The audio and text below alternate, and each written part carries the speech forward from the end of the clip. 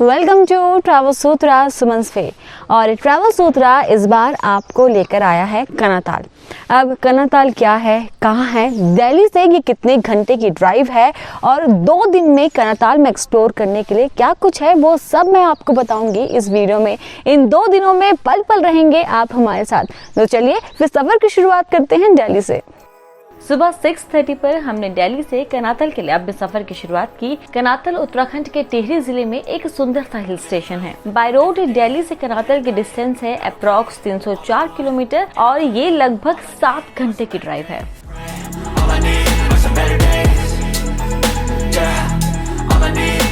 तो ये है हमारा पहला हॉल्ट मेरठ में चोटी वाला। लास्ट टाइम हम जब रुके थे हम सुखदेव ढाबा पर रुके थे और अब ऋषिकेश का जो चोटी वाला है वो मेरठ में भी खुल चुका है। सोचा इस बार कुछ नया ट्राई करते हैं तो हम चोटी वाला पे रुके हैं। खाना यहाँ का नो डाउट अच्छा है, आप इसे ट्राई कर सकते हैं। इसमें 3 तरह के जो थे पराठे हम लोगों ने ऑर्डर किए थे। गोभी के थे, मिक्स थे और आलू का था। टेस्ट तीनों के तंदूरी जो पराठे होते हैं तो टेस्ट लगभग सबके एक जैसे ही लगते हैं, लेकिन टेस्ट वाइज वैसे जो खाना था वो इनका अच्छा था और सर्विस भी जो है यहाँ की अच्छी है। कनातल का जो सबसे सही रूट है वो है आप दिल्ली मेरठ होते हुए ऋषिकेश पहुंचे और ऋषिकेश से जो कुंजापुरी टेम्पल को जो रास्ता जाता है उस रास्ते पे चले और चंबा होते हुए कनातल पहुंचे। अगर आप देहरादून के रास्ते आ रहे हैं तो आप मसूरी, धनौल्टी और फिर कनातल पहुंचेंगे। हमने ऋषिकेश से होते हुए कुंजापुरी वाला रूट लिया है और नरेंद्र नगर चंबा होते हुए हम कनातल पहुंचे। इस वक्त बज रहे हैं शाम के 6:30 और हम हैं कनाताल में। वैसे जो चेक इन था हमने 3 के आसपास कर लिया था, तो अप्रॉक्स हमें 9 घंटे लगे हैं दिल्ली से कनाताल पहुंचने में, क्योंकि जो सफर की शुरुआत थी वो दिल्ली से सुबह 6:30 पर हुई थी। वैसे जो पूरा रास्ता है कनाताल का वो 7 घंटे का है ना। हाँ, अगर इंडिया गेट से लेके चले तो 304 किलोमीटर के करीब यहाँ का रास्ता दिखा रहा है। अप्रॉक्सीमेटली 6.5 घंटे का सफर है, बट क्योंकि पहाड़ों में थोड़ा सा मुश्किल होता है तो आधा घंटा या 1 घंटे का आप बफर लेके चले तो 7 से 7.5 घंटे नॉर्मल केस में आपको वैसे भी लगेगा। और हमें थोड़ा सा टाइम इसलिए लगा है क्योंकि हम लोग देहरादून के रास्ते आए, हमें कुछ काम था तो इस वजह से मम्मी को ड्रॉप करने के बाद हम तो वही तो कह रही हूँ, मम्मी को ड्रॉप करने के बाद हम फिर कनाताल के लिए निकले, इसलिए हमें थोड़ा सा लेट हो गया, लेकिन फिर भी ठीक टाइम पे हम लोग पहुंच गए थे। हाँ ठीक है ना, क्योंकि हमारे जो ड्राइवर भाई साहब थे उन्होंने गाड़ी बहुत बढ़िया भगाई और टाइम पे हमें पहुंचा दिया यहाँ पे। तो सही टाइम पे हम लोग पहुंच गए हैं। हालांकि ये थोड़ा सा लंबा टूर है मतलब दिल्ली से, तो लेकिन हाँ अगर आप 2 दिन का ट्रिप प्लान कर रहे हैं वीकेंड गेट अवे तो आई थिंक इससे बेस्ट प्लेस नहीं हो सकती, स्पेशली स्टेकेशन के लिए। अब स्टेकेशन के लिए मैं क्यों कह रही हूँ वो मैं आपको डिटेल से बताऊंगी। और ये जो रिजॉर्ट जहाँ पर हम लोग रुके हैं इस रिजॉर्ट का भी एक टूर मैं आपको दूंगी। वैसे इस रिजॉर्ट में 2 स्टे हैं, एक तो है कॉटेज और दूसरा है जहाँ हम लोग स्टे कर रहे हैं जियोडेसिक डोम में, और वो डोम बहुत खूबसूरत है। लेकिन आज इतनी जल्दी हम लोगों ने चेक इन किया और काफी हम लोग थक भी गए थे, तो बस थोड़ा सा रेस्ट करने के बाद अब रिजॉर्ट के टूर पर हम निकले हैं। तो वो डोम भी मैं आपको दिखाऊंगी अच्छे से तसल्ली से, ताकि उसकी खूबसूरती को मैं आप तक बहुत सही तरीके से पहुंचा पाऊं। तो चलिए थोड़ा सा इस रिजॉर्ट को घूमते हैं और देखते हैं रिजॉर्ट कितना खूबसूरत है। Snack time.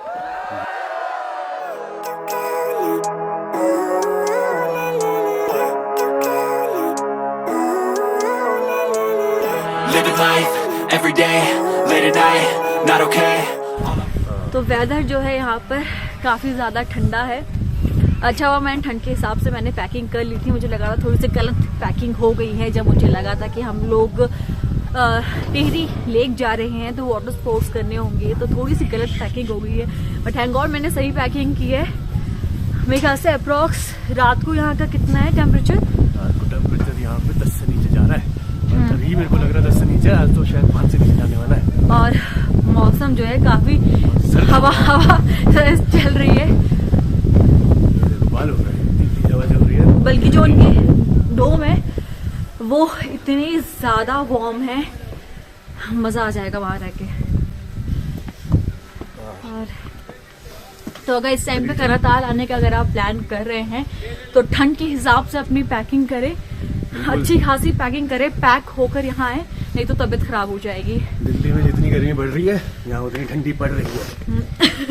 बाकी यहाँ के चलो, खूबसूरत explore करते नज़ारे हैं। मैं आपको कल दिखाऊंगी आराम से। अभी जो जो चीज़ें मिलती है वो आपको दिखाती हूँ और थोड़ी सी गुफ्तगू करते हैं। तो वैसे इस प्रॉपर्टी के बारे में किसने बताया तुम्हें?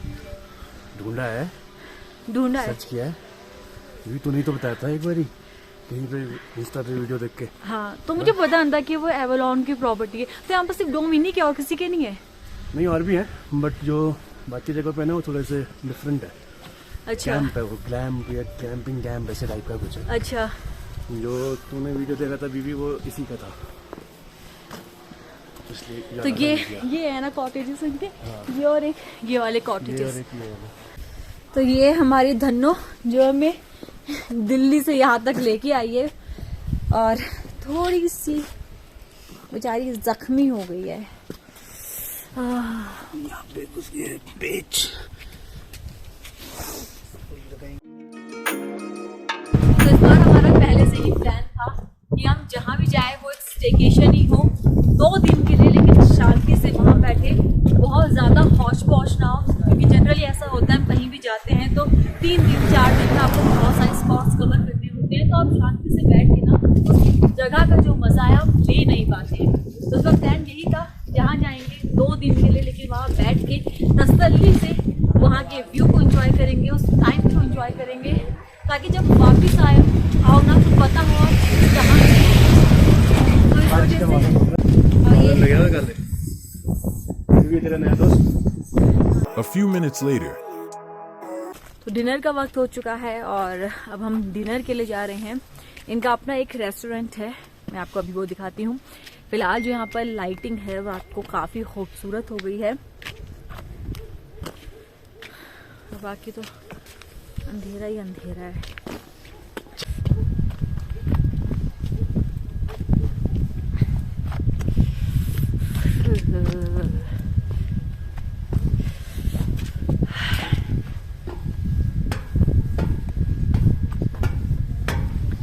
ठंड जो है वो काफ़ी ज़्यादा हो रही है। हवा देखना, हवा। तो ये है इनका रेस्टोरेंट। हाँ, खाना वाना स्टार्ट हो गया। तो रेस्टोरेंट छोटा सा है, काफ़ी क्यूट है, काफ़ी खूबसूरत सा है और लाइटिंग के बाद तो काफ़ी ज़्यादा अच्छा लग रहा है।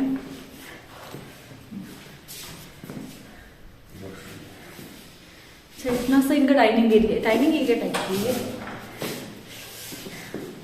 तो एक तरह से ये जो है ये इनका डाइनिंग एरिया है, प्रॉपर रेस्टोरेंट नहीं है बहुत बड़ा वाला, बट हाँ ये छोटा सा डाइनिंग एरिया है।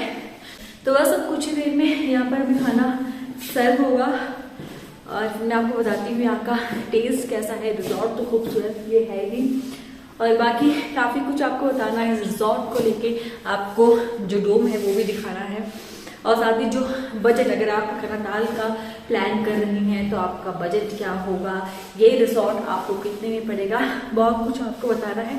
तसल्ली से मैं आपको बताऊंगी कल आराम से बैठकर। फिलहाल मैं आपको पूरा व्यू दिखाती हूँ, लाइटिंग के बाद ये जो रिसोर्ट है ये कितना खूबसूरत लग रहा है।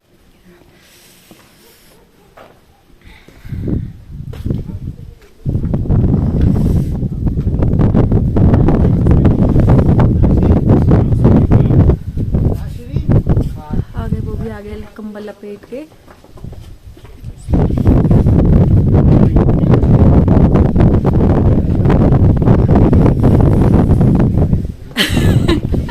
लग गई ठंड। तो यहाँ ठंड इतनी ज़्यादा होती है कि हिम्मत नहीं है हमारी बाहर बैठने की या रिजॉर्ट को रात के वक्त एक्सप्लोर करने की। तो करनाल आने का प्लान कर रहे हैं, इनफैक्ट पहाड़ों में आप प्लान कर रहे हो, जो अपने विंटर का सामान है उसे लेकर चले। लास्ट टाइम ऋषिकेश में भी हमारा यही हाल हुआ था, हालांकि इस बार हम खुद तैयारी के साथ आए हैं, हमने जो विंटर के हिसाब से ही पैकिंग की है, लेकिन फिर भी जो ठंड है वो काफ़ी ज़्यादा लग रही है। अगर आप बिना किसी तैयारी के आते हैं तो ऐसा आपका हाल हो सकता है। आप चाहे फेब में आए, मार्च में आए, अप्रैल में आए, मई में आए, अपनी जो विंटर की पैकिंग है वो करके आए, नहीं तो इस तरीके से कंबल लपेट के घूमना पड़ेगा। खाना जो है हमारा लग चुका है और ये है राइस, सिंपल वाइट राइस है, और साथ में आई है ये दाल, और ये है रोटी, मतलब सिंपल घर का खाना।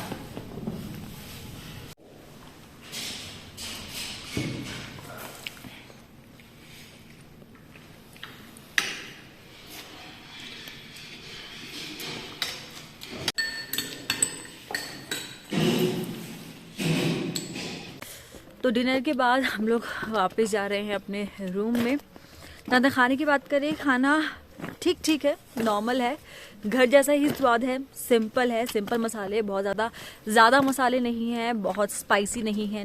तो हम लोग पहुंच गए हैं अपने रूम में, और कल सबसे पहले हम जाने वाले हैं सुरकंडा देवी, और उसके बाद जंगल सफारी करेंगे हम। कौन सा जंगल था वो यार? कौड़िया। हाँ, कौड़िया, हाँ। बाकी वहाँ हम गाइड करते हैं या फिर जंगल सफारी करते हैं, वो हम कल ही डिसाइड करेंगे, क्योंकि जो जंगल सफारी है उसका जो रेट अभी तक हमने सुना है वो 3000 है। तो हम सोच ये रहे हैं कि गाइड करके जंगल को खुद ही एक्सप्लोर करते हैं। तो अब आपसे मुलाकात होगी कल।